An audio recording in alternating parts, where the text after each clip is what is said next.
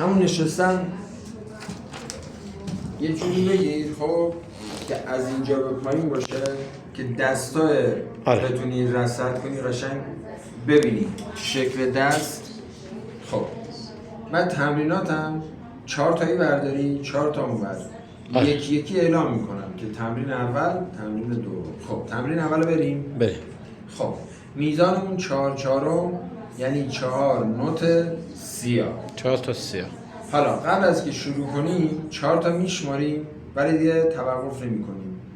بعد از شمارشمون همراه با اجرای تمرین 1 و 2 و 3 و 4 و 1 و 2 و 3 و 4 و 1 و 2 و 3 و 4 و تمرین دوم 1 و 2 و 3 و 4 و 1 و 2 و 3 و 4 و تمرین بعدی 1 و 2 و 3 و 4 و 1 و 2 و 3 و 4 و تمرین آخر و 2 و 3 و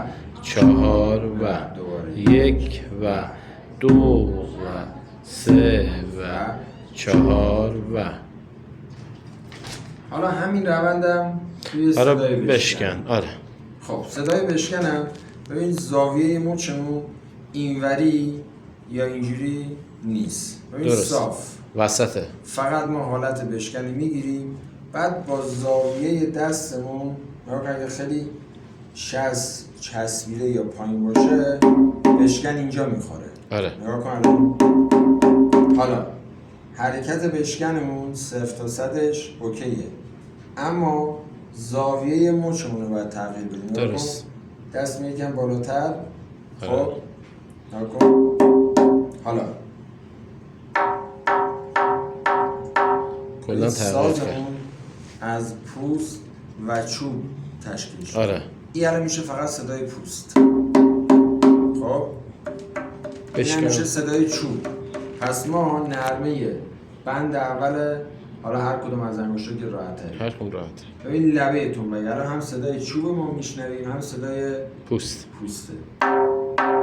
اصل صداش درست. خب پس میریم 1 و 2 و 3 و 4 و 1 و 2 و 3 و 4 و تمرین بعدی 1 و 2 و 3 و 4 و 1 و 2 و 3 و 4 و بعدی 1 و 2 و 3 و 4 و تکرار 1 و 2 و 3 و 4 و 1 و 2 و 3 و 4 و 1 و 2 و 3 و 4 و سوال نداشتی؟